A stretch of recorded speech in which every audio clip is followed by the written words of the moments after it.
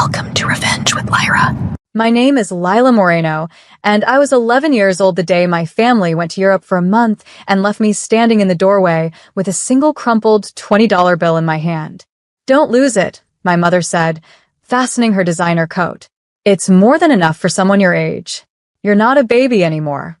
My older sister laughed as she dragged her suitcase out the door. My brother whispered, "Try not to burn the house down," like it was a joke. I stood there barefoot on the cold tile, gripping the $20 so tightly it wrinkled into a shape that matched my chest, small, crushed, and trembling. No plan, no adult, no food stocked, no instructions, just that bill and a bright, fake smile from my mother. "We'll call when we land," she added. They didn't. The taxi pulled away. The house went still. I listened to the silence stretching through every room like a warning. For the first 2 days, I pretended I was fine. I made tiny sandwiches out of the last slices of bread. I rationed cereal like I was in some survival video game. I told myself I was strong enough, brave enough, old enough. But by day 4, the fridge was a hollow, humming skeleton. By day 6, the silence grew teeth. By day 7, my hands wouldn't stop shaking. I kept telling myself they'll call, they'll check in. They'll realize what they did. But they didn't. Instead, something else happened. Something that would change everything. A sound, sharp and unexpected, cut through the house. 3 knocks. Then a voice at the door. "Lila, are you home?" I froze. Because no one ever used my name gently. I opened the door an inch. Standing on the porch was my school counselor, Mr. Hale, his face pale, eyes scanning me like he'd just seen a ghost. "Lila, you look different," he whispered. "We've been trying to reach your parents for days." No one answered. "And your teacher said you haven't been at school. Can I come in?" I didn't speak. I just stepped aside. His eyes widened. Slowly. Horrified. He stared at the empty counters. The half-open fridge. The silent, airless rooms. "Lila, who's been taking care of you?" I swallowed hard. "My family is in Europe," I said quietly. "They left me money." I opened my hand. The crumpled $20 bill was still there. Mr. Hale's jaw tightened. His eyes changed, soft concern sharpening into something colder, angrier, directed at someone who wasn't me. "Lila," he said slowly, "this is not okay."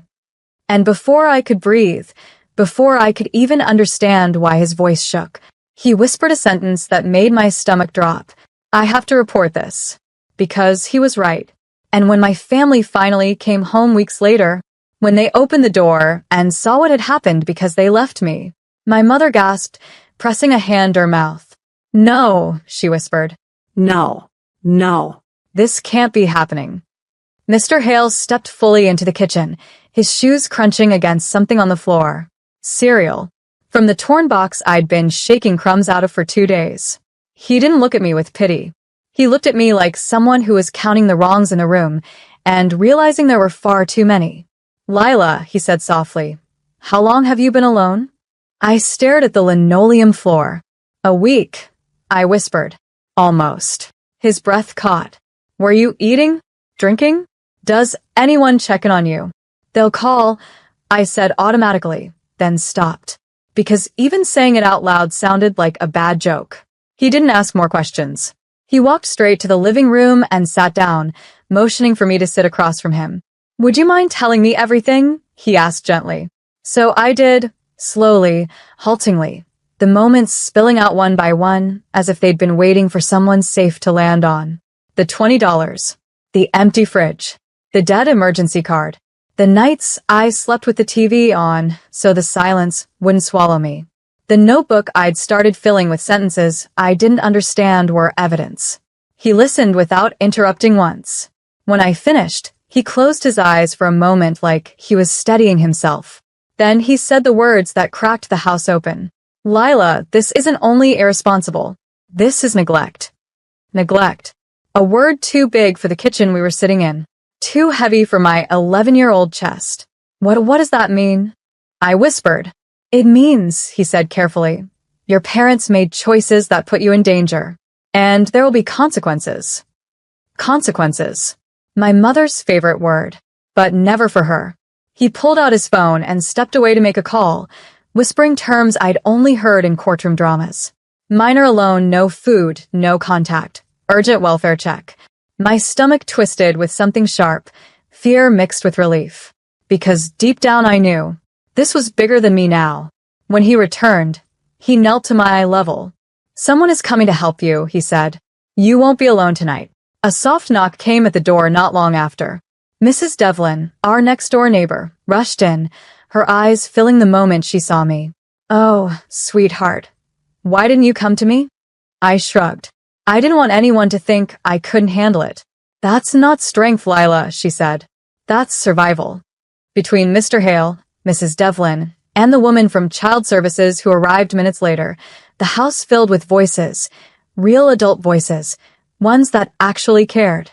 They checked the fridge, photographed the pantry, asked gentle questions. Someone handed me a sandwich.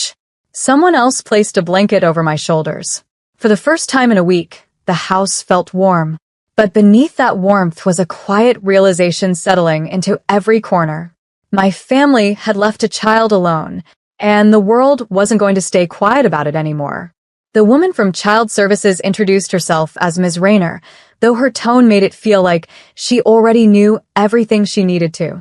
She walked room to room, jotting notes on a clipboard. The empty counters, the stale air, the fridge humming over nothing, the lone $20 bill now resting on the table between us. Her face didn't twist in disgust. She didn't gasp. She didn't pity me. She documented. That was somehow scarier and safer. "Lila," she said gently, "when was the last time your family spoke to you?" I pulled at the thread on my sleeve. "At the airport. And that was 7 days ago." She wrote that down too. The scratch of her pen sounded like a door locking behind the version of my life my family preferred to pretend existed. When she finished her circuit of the house, she sat across from me, folding her hands. "Here's what's going to happen," she said in that calm, steady tone only people who know the law well can use. "You're going to stay with a responsible adult tonight. Someone you trust." My eyes flicked toward Mrs. Devlin. She nodded before I could even speak. "If she wants, she stays with me." Want. No one had asked me that word in a long time. "Is that okay with you, Lila?" Ms. Rayner asked. It was more than okay.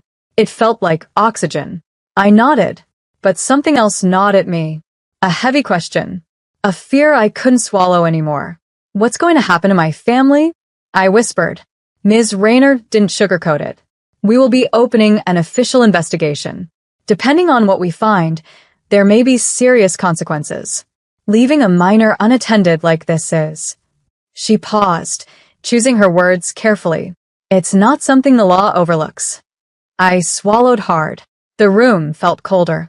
Not because of what she said, but because of what I suddenly remembered. My notebook. The one with my handwriting on the front. If something happens, at least the truth will. It had started as a place to spill loneliness, anger, fear. But now it was something else. "Lila," Ms. Rayner said softly, "if you feel comfortable, your notes could help us understand what happened." I stood up slowly and went to my room. The notebook was under my pillow, creased, messy, written in childish loops that didn't look nearly strong enough to hold the kind of truth adults avoided. But when I handed it to her, she accepted it like it was evidence in a trial. She flipped through a few pages. The shopping list that never came. The panic on day 4. The dry cereal on day 6. The sentence, "I don't think they remember I exist." I watched her expression shift. Not shock, not sadness, but something colder, sharper. Resolve. "These notes will be included in the case file," she said quietly. "They matter." Matter. Another word I hadn't heard directed at me in years. As we packed a small bag for me to take next door, I thought about my family boarding that plane, smiling, laughing, posing for pictures that would go on social media. They wanted a month of freedom. They didn't expect the truth to be waiting for them when they came back. And when they walked through that same door weeks later, the file, the photos, the notes, the reports, me, would be the first thing they saw. Mrs. Devlin's house smelled like cinnamon and lavender, 2 things I hadn't realized I missed until they wrapped around me like a blanket. She guided me inside gently, like touching me too quickly might shatter something fragile. "You're safe here, Lila," she said. The words felt unreal, almost fictional. Safe wasn't something I knew how to be. She made me sit while she heated soup and sliced fresh bread. I tried not to inhale it too fast, but my stomach made its own decisions. When she placed the bowl in front of me, her eyes softened. "Oh, honey, because hungry kids don't lie. Their bodies tell on them." While I ate, Ms. Rayner and Mr. Hale spoke quietly near the hallway. Adult words. Legal words. Words that make families nervous. Mandatory report. Duration of abandonment. Unmonitored minor. Evidence provided by the child. Immediate safety plan. Each phrase carved another truth into the walls of my old house next door. After dinner, Mrs. Devlin brought out extra blankets and tucked them around the guest bed. A real bed. With clean sheets. With someone checking if I was warm enough. "Do you want night light on or off?" she asked. No one had ever asked that. "On," I whispered. Before leaving, she added the one thing that almost undid me. "You shouldn't have had to go through this alone." I blinked hard, because tears felt like a luxury I hadn't earned yet. When the lights dimmed, I finally let myself breathe. The kind of breath that shakes free from the inside out. But sleep didn't come easy. Because despite the softness around me, my mind kept returning to my old house, dark, empty, humming with the weight of all the things unsaid. It was strange. The place I'd lived my whole life had never protected me. But the moment I left, it started telling the truth for me. While I stared at the ceiling, the adults next door were still documenting everything. The photos of the empty shelves, the expired yogurt container, the untouched emergency card, my notebook full of sentences that weren't written to accuse anyone, but to survive. And somewhere between midnight and morning, as I drifted in and out of half-sleep, one thought repeated itself over and over. They're going to see everything. Not the polished version. Not the excuse-filled version. The real version. And the moment that happens, the moment they walk back into that house, their lives won't look the same anymore. Morning light spilled through Mrs. Devlin's curtains like something I wasn't used to, gentle, not harsh. She knocked softly before opening the door, carrying a plate of pancakes shaped like little hearts. It took me a moment to understand what I was looking at. She made these. For me. My eyes stung before I could stop them. "No rush," she said. "Eat when you're ready." Ready. Another word no one had ever given me permission to feel. Downstairs, Mr. Hale and Ms. Rayner were already sitting at the kitchen table, a thick folder between them. My folder. The one with my notes, the photos, the timeline of a week adults had chosen to ignore. "Lila," Ms. Rayner said, turning to me with a calm seriousness, "we'll need to prepare for your family's return. They should be landing in a few days." My stomach tightened. "Return. That doesn't mean you're going back there," she added quickly. "Not until we know you're safe." Safe. That word again. "Will they be mad?" I whispered. Mr. Hale exchanged a look with her, the kind adults give each other when the truth is heavy. "They might be defensive," he said gently. "Some people react to guilt with anger." "But the facts are clear," Ms. Rayner added. "And your notes helped more than you know." I looked down at my hands. I had written those sentences in the dark, with a flashlight and a shaking pencil. Not for evidence. Not for justice. For survival. Now, they were holding those pages like something important. Something real. The next few days were a blur of small, soft things I didn't know I needed. Warm breakfasts. Clean clothes. Someone asking how I felt, not what I did. But beneath all of it, a pressure grew. A quiet countdown. Because every adult in the room knew something I hadn't admitted to myself yet. When my family returned, the house would tell its own story. On the third day, Ms. Rayner sat beside me on the couch. "They confirmed the landing," she said. "They'll be home this afternoon." My throat squeezed tight. "What will happen when they get there?" She didn't sugarcoat it. "They will meet us inside," she said. "My supervisor, Mr. Hale, myself, and everything we've documented." I imagined it. My mother walking through the front door, expecting a month's worth of souvenirs, stories, maybe a hug she didn't truly mean. Instead, the photos, the empty fridge, the $20 on the table, the notebook, The file with her name on it. Her choices printed. Her silence recorded. Her neglect undeniable.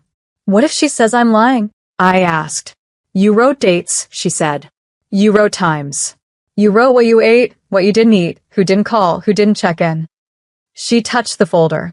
Truth doesn't need to shout to be heard. I swallowed hard. Do you think she'll be angry? Yes, she said honestly. But anger can't erase evidence. I didn't know whether to be terrified or relieved. Maybe both. Because for the first time in my life, the truth wasn't something I had to hide. It was something waiting for my family. Inside the house. They abandoned me in a truth they couldn't run from this time. They arrived at exactly 4:17 p.m. Not 4 o'clock. Not 4:30. Exactly, because people who think they're still in control like to be precise.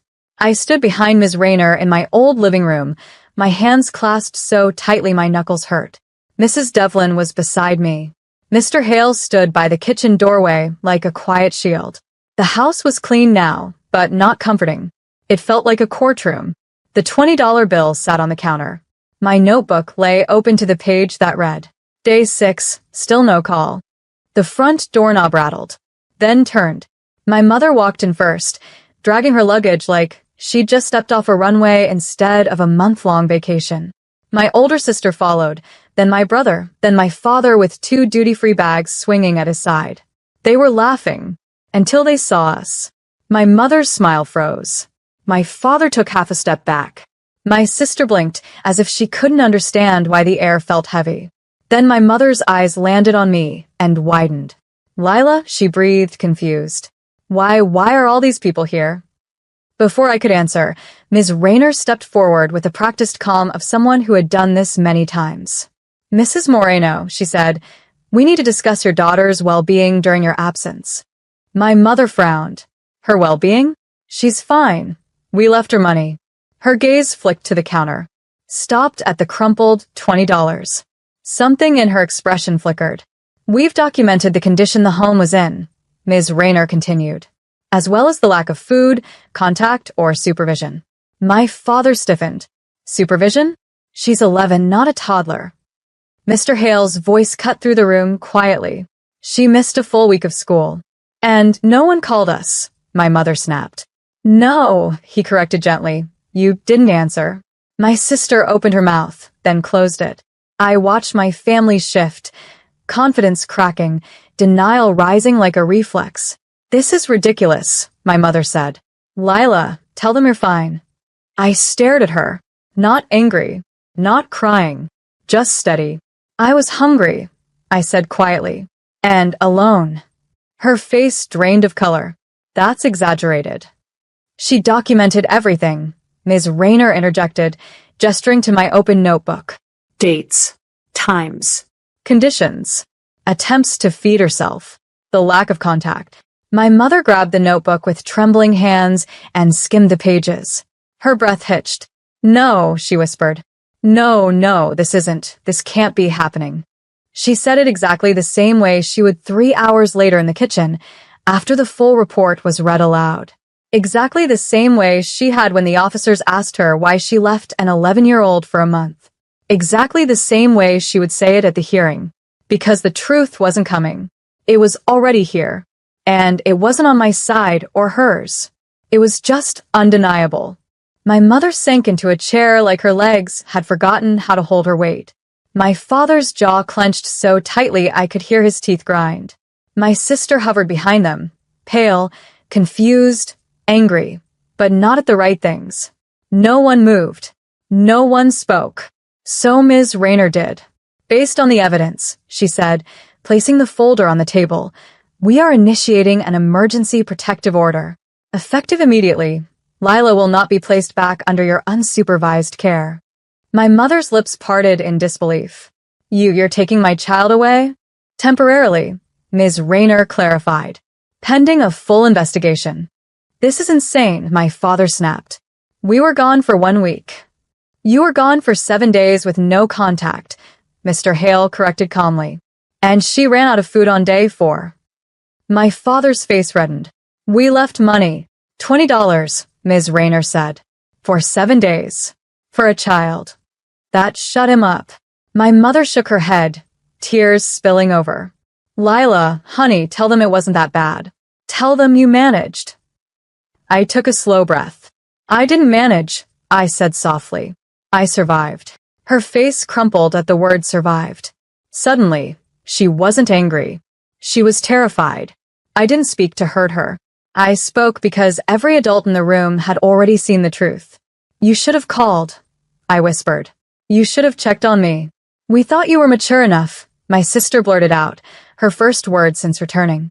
I turned to her. I'm 11. She swallowed hard and looked away. My father tried again.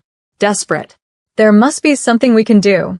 There is, Ms. Rayner replied. You will attend mandatory parenting classes, complete psychological evaluations, and participate in supervised visits. If all goes well, the court will consider next steps. My mother covered her mouth. My sister began to cry. But something unexpected happened next. My brother, who had always been the golden child, the favorite, the one who never got blamed, looked straight at me. His voice cracked when he spoke. You were really alone, he whispered. Not accusing. Not sarcastic. Genuinely shaken. Yes, I said. He nodded once. As if something inside him shattered too. My father placed his hands on the table, knuckles white. So, what happens now? He asked, defeated. Ms. Rayner looked at me, not them. Now, she said gently, Lila goes somewhere she is safe. And seen. Safe. Seen. 2 words that didn't belong to them anymore. I wasn't the one who changed the room. The evidence did. The truth did. And as Mrs. Devlin placed her hand on my shoulder and guided me toward the door, I realized something. My family never believed consequences could reach them. They believed love covered everything. They believed silence erased everything. They believed being parents excused everything. But standing there in my empty kitchen, case files spread out like mirrors, they finally understood the one thing they never taught me. Actions have consequences. Even theirs. We left before they could follow. The door didn't slam behind me. It clicked shut, soft, final, like a chapter closing without permission. I walked across the lawn to Mrs. Devlin's house, her warm hand steady on my shoulder. Behind us, the voices inside my old home began to rise. Panic, arguments, denial. All of it collapsing under the weight of something they had never expected. Truth with witnesses. Inside the Devlin home, everything felt smaller, quieter, safer. Sit down, sweetheart, she said, setting a cup of warm cocoa in front of me. You've been through enough. Enough. That word lingered, because for the first time in my life, adults agreed. Across the table, Ms. Rayner wrote the final notes of the day's report. Mr. Hale sat nearby, watching over me like an anchor in the storm. I wasn't crying. I wasn't shaking. I was still. A strange kind of still that didn't come from fear, but from something I didn't recognize at first. Relief. Not the loud kind, the quiet kind, like a breath I'd been holding for 11 years had finally been exhaled. As the sun dipped behind the houses, Ms. Rayner closed the file.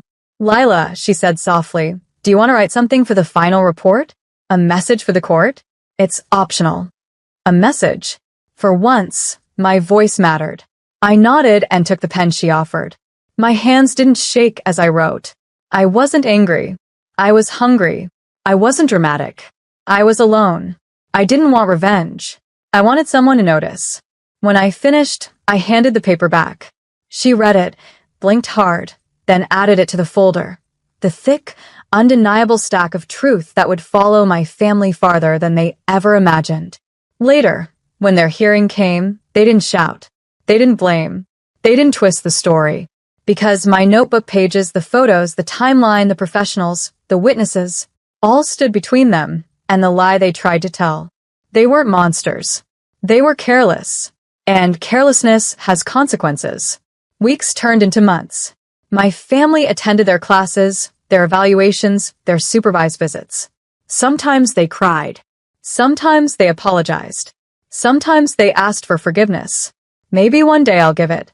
Maybe not. But I know one thing. When they walked through the door that first night, expecting souvenirs, stories, and smiles, they found something they couldn't escape. A truth they didn't get to rewrite. A daughter they couldn't ignore anymore.